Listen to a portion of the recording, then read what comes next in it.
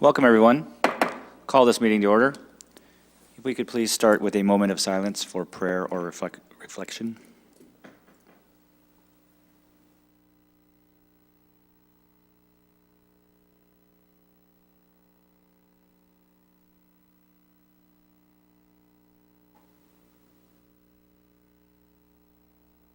Thank you. Okay, good evening. Our first item is adoption of the agenda. Any additions? Seeing none, we'll adopt the agenda. Our next item, 3.1, is adoption of the minutes of the January 8th regular Medicine Hat City Council meeting, and that's on page 4. Any errors, omissions? Okay.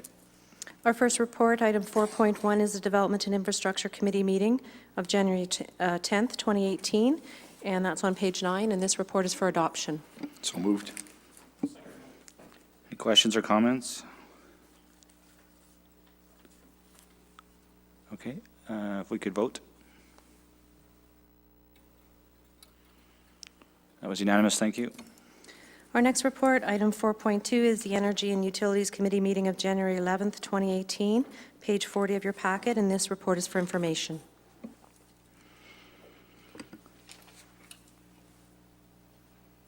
If we could move the report Oh, certainly. for information. Okay, second. Councillor Turnbull? I just wanted to speak on, shortly on the number 2 regulated rate option price cap. I think was really interesting that our commissioner ensured that Citizens of Medicine Hat, under the new government regulations on the electrical business in the province, says that we cannot pay more than 6.8 cents per kilowatt hour. We made sure that Medicine Hat was, even though we're independent, was able to take advantage of that. So what does that mean for us all? We will never pay more than 6.8, and when ISO prices on the market climb higher than that price, we will get subsidized back from the provincial government through, I'm assuming it's a carbon tax or however they do it. But so this is a good news item, and I want to thank the commissioner for that. Thank you. Any other comments? Okay, if we could vote. And that was unanimous, thank you. Our next report is item 4.3, the Public Services Committee meeting of January 15th, 2018, page 57 of your packet, and this report is for information. I move the report for information as indicated. I will second that. Any comments? All right, if we could vote.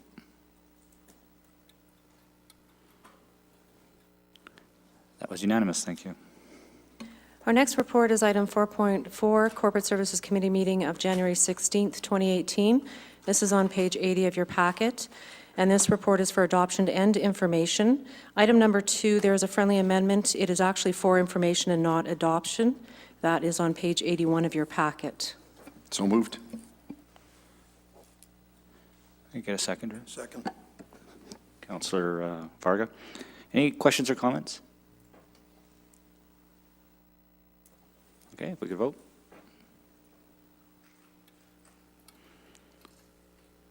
That was unanimous, thank you. Our next report is item 4.5, the Administrative Committee meeting of January 19th, 2018, page 87 of your packet, and this is for adoption. I'll move the report for adoption. Second. Any questions or comments? Councillor Turnbull? So can I go and talk about the benchmarking? Yes. Okay, yes. So my question would be to CAO. I noticed that we're down to benchmarking with Grand Prairie, Fort Mac, and Red Deer. Is that enough cities to make this report effective? Through the chair, well, in the history of the 3 years we've done benchmarking now, we have had more municipalities, and so I believe overall, every year we keep adding to the database in terms of whether you're adding years or unfortunately we have lost some of the participants. We hope with this to be able to expand that again. So I think cumulatively, yes, we have enough. I think the other part of benchmarking that's really useful is even if it's just us, once we've established a base comparison with others, we can then talk about how we improve year over year internally, just with our own numbers even. So even, you know, that limited, I would see usefulness in benchmarking. I think it's invaluable that we have some comparisons and that we keep track of these kinds of performance indicators. No, I appreciate it. I didn't think about the fact that once you have a benchmark from a city that drops off, you still have that original benchmark. Yes. Thank you so much. Thank you. Councillor McIntosh? Thanks, Your Worship. Just another question for the CAO. Was there feedback from those other municipalities who have dropped off as to why they chose not to participate? Through the chair, I haven't heard directly from these cities. I know from our own experience that it's a lot of work in order to get comparable numbers and really to be able to say, yes, we're comparing apples to apples. So I'm sure there was some frustration with the amount of time and resources that went into it from some of these municipalities. I assume, too, that some of this has some political sensitivity to it in terms of if you're looking like you're higher on the costs or whatever, there's some repercussions and perhaps people, but that's an assumption on my part. I have not heard that directly from participants. So, you know, it's probably several factors, but it is time consuming. Once we are in there though and have established how, you know, agreed to the definitions and established how we're going to do it, the annual updates become less and less resource intensive. So from our perspective, there is excellent value to continuing this. And even sometimes, I think it was about 7 municipalities last time, I'm going to say. On average, maybe only 4 or 5 participated in the various, from solid waste to police to fire. And I think there was a lot of political sensitivity that they knew that they weren't going to do well in solid waste, so they just didn't participate as well. Councillor Samraj? Thank you, Mr. Mayor. I have a question for the CAO as well. It seems to me that the more cities participating in this benchmarking initiative, it's good for the people that participate, it's good for the province, I mean, it's good for everybody. Is there a role for council to lobby for participation with other municipalities, or is this something more that happens on the staff side? That's a good question, actually. You know, at the mid-sized city mayors meeting, that would be a question that I maybe could ask. Yeah. Thank you, yeah. Why aren't you participating? I think the mayor just answered the question through the chair to Councillor Samraj. I think it's definitely something that can be talked about on the political level as well, because I also believe that this council has been very proactive and very understanding of the initiative and not sort of nitpicking categories and saying, oh, that's bad, oh, that's good, but rather going into it and saying, how can we do better and what did we learn? And you know, so perhaps even talking about the benefit that you see from it and the fact that this is how it's being treated in this municipality politically, I think would be very proactive and beneficial. Councillor Dumanowski? Well, I don't want to maybe state the obvious, Mr. Mayor, but I strongly endorse us continuing with the benchmarking, obviously. A lot of the points about the value that comes out of it are apparent. I'm puzzled, quite frankly, that a lot of the communities that were part of this are dropping off. There is a lot of effort on our staff's side to put this information together, but I think in the end it does indicate and present an opportunity for us to look at ourselves in comparison to others. I mean, even our strategic planning this weekend, some of the benchmarks that came out of the utilities were called upon in our conversations anecdotally. And you know what? At the very least, it gives us pause for reflection and it maybe asking for some additional insight. In the end, that can only spell well for the municipality and for our taxpayer. And I'm not trying to sound like we're doing something really good here, but I really believe this has a lot of value. And, you know, I think perhaps like other initiatives that we've led in the province, if we continue with this and others see that we're sticking to it, maybe we'll be able to track them back. But I think it would be wise for you, Mr. Mayor, to work with your counterparts at the mid-sized city mayors and see, maybe at the very least, ask them to come back, and if not, why they were wanting to pull out. But I wholeheartedly endorse this. Any other questions or comments? I think even more so at the political level, from anecdotally, what I've heard is that the staff actually learn quite a bit. One of the best things for the staff is to be talking to other staff members and getting ideas of how they could possibly do it better or share how they are doing it better. And that may be even more value than at the political level. Any other comments? Councillor Friesen? Sorry, I just want to endorse what you said. When we first embarked on this, I really saw it as a good, solid learning opportunity. And I think from our participation so far, whether it be a large group or a smaller one, we've taken away a lot of learning and ideas, and maybe changed practice, maybe didn't. But that, for me, is probably the biggest component of why we do this.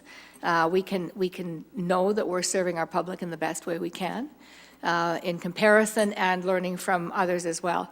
And I just wanted to add to what you said. I'd not only take it to Mid-City Mayors, but the next AUMA, we very rarely take resolutions to AUMA or FCM, but I think that would be a very good place to take a resolution encouraging participation to the next AUMA. Any other comments? We could vote? And that was unanimous, thank you. Okay, next we have reports for reception, item 5.1, draft minutes of the Medicine Hat Police Commission of December 21st, 2017, and the police chief's report. This is page 91 of your packet. I will move the report for reception and would like to make a couple comments. Second. You have the floor. Well, just a couple of highlights I thought that you might be interested in. We've talked about some of the special teams that we have in place before, and one to do with mental health. So we've got a special team with police, mental health workers called PACT, and the total calls in November were 124. We're really experiencing a huge uptake in mental health calls, and this team is being particularly effective. We also have an SFIT team, which deals mostly with domestic violence issues, and the calls there, 134. So it just goes to show the significance and the impact that you can have in policing, partnered with the community, the difference you can make. And the other thing, a little anecdotal story I wanted to tell you, we have a canine unit, but we also have a dog in the victim assistance unit, and his name is Mulder. And Mulder is a friendly little dog, and he has really shown tremendous results with children. So where children might be intimidated or afraid or shy or whatever the case may be, when they're involved in something, this little dog provides, it's sort of magical how they feel. There's a level of comfort. They've got their friend there. They are able to relate to that dog in a way they're maybe not with adults.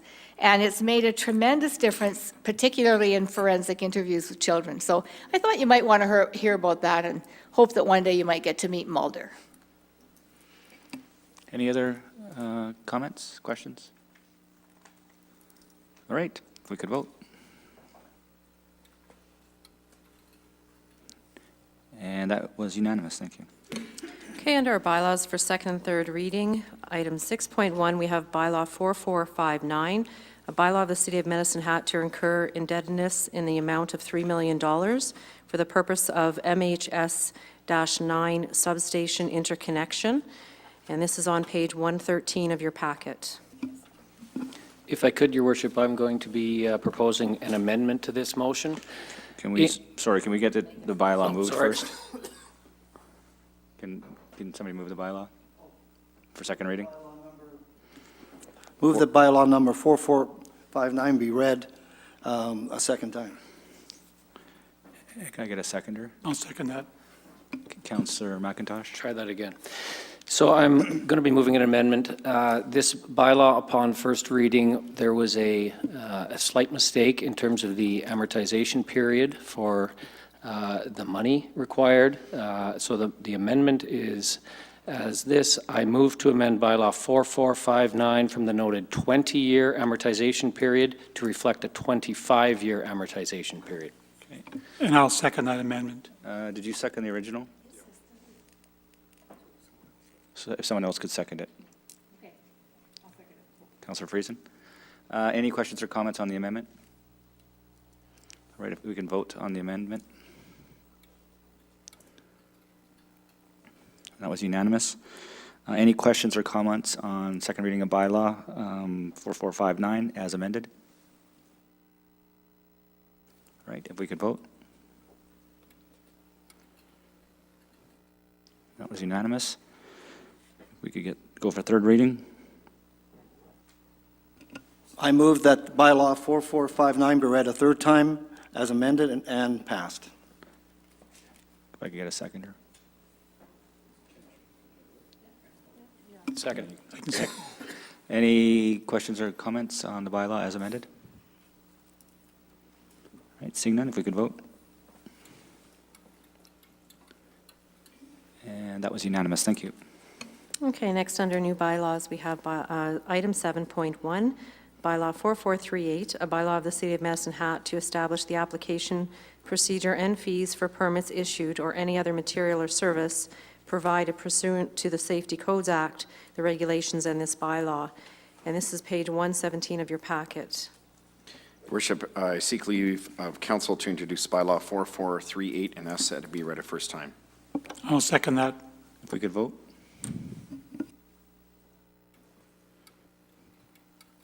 That was unanimous, thank you.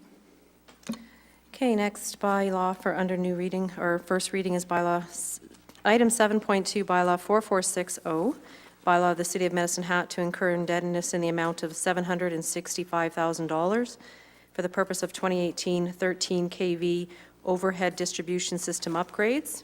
This is page 138 of your packet, and if council wishes, we can do items 7.2 to 7.6 omnibus, and I can read them all into the record. Council, okay, omnibus? Okay. You want us to vote on that? Sure. If we could vote on reading them on omnibus. And that was unanimous, thank you. Okay, so I'll read the following bylaws into the record. Item 7.3, bylaw 4461, a bylaw of the City of Medicine Hat to incur indebtedness in the amount of $749,000 for the purpose of 2018 13 kV underground distribution system upgrades on page 142. Item 7.4, bylaw 4463, a bylaw of the City of Medicine Hat to incur indebtedness in the amount of $455,000 for the purpose of 2018 new distributed services, page 146. Item 7.5, bylaw 4466, a bylaw of the City of Medicine Hat to incur indebtedness in the amount of $440,000 for the purpose of 2018 pole testing and replacement on page 150. Item 7.6, bylaw 4468, a bylaw of the City of Medicine Hat to incur indebtedness in the amount of $621,000 for the purpose of 2018 substation upgrades on page 154. I could get someone to move those. You can move those for first reading. So moved. Second. So I'm asked if we could just have a quick description on these, Councillor Turnbull. Yes, thank you, Your Worship. I think it's very important that, because I strongly believe that we have two separate items here. We have a business case, which is at Janko, and we have our municipal. And we're passing here today bylaws of $3 million, and I think it's important that our citizens know exactly what each one of those bylaws is, what the purpose for. Because we're an electrical generation company and produce electricity, we have to follow the same rules as all the other electrical businesses, such as ENMAX or Capital Power or Fortis. So I think it's important that it sounds like a lot. We're passing $3 million here, and sometimes that number even sort of mystifies me. But so through the CAO to Commissioner Lentz. Commissioner, could you break down each one of those bylaws and its purpose? Thank you. Through the chair to Councillor Turnbull, certainly can. So these bylaws are all formed for the electric distribution company and for part and parcel of our asset management plan for that company.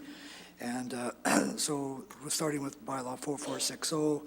This, for the overhead distribution lines, this deals with our asset management plan to replace equipment that's at the end of its useful life and upgrades that facilitate the ongoing upkeep of equipment, and also for environmental purposes, anything that is replaced, and under the PCB regulations that we replace that, and there's no PCBs.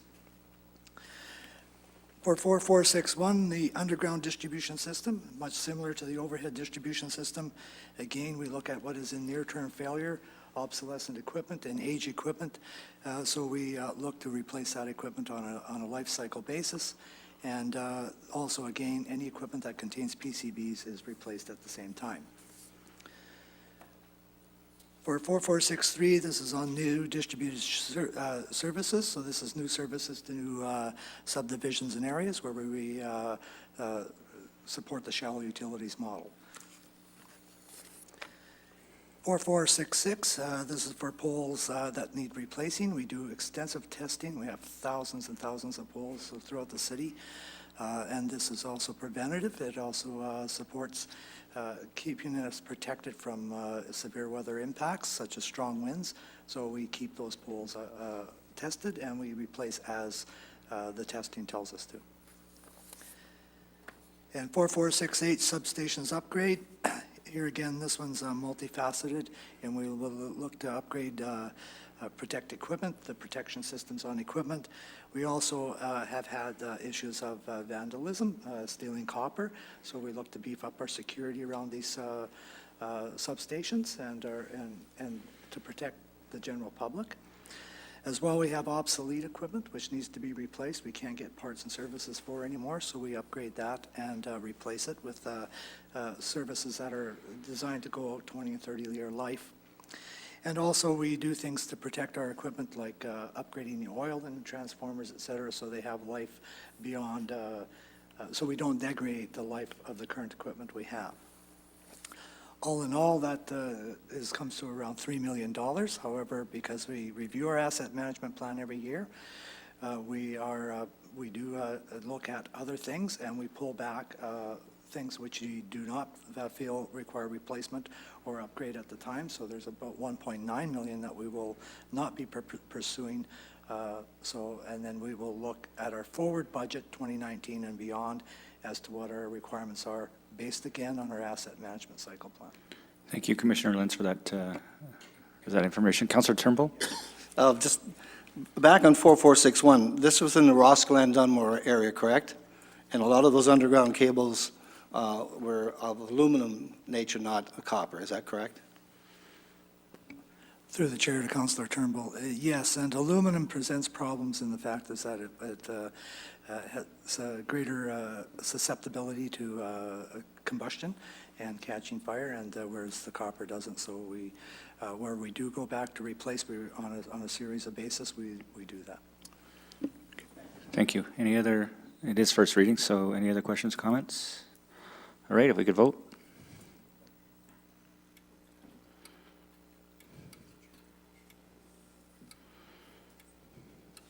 And that was unanimous. Thank you. We haven't received any notices of motion, so we'll move to item 9.1 under new business, the Medicine Hat Public Library Board appointment, and council will proceed to vote.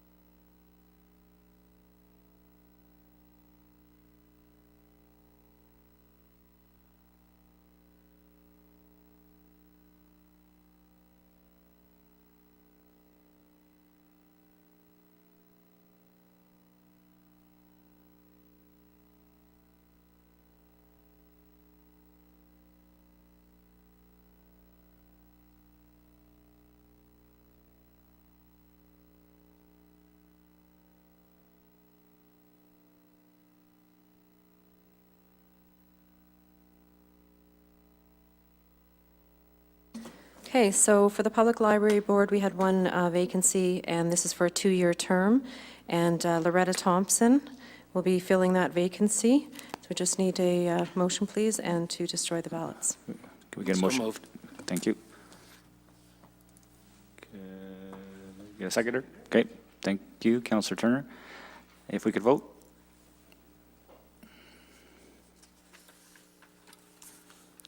And that was unanimous. Thank you. Okay, so we're ready to adjourn. Yeah, seeing no more business before this council, we're adjourned. Good evening.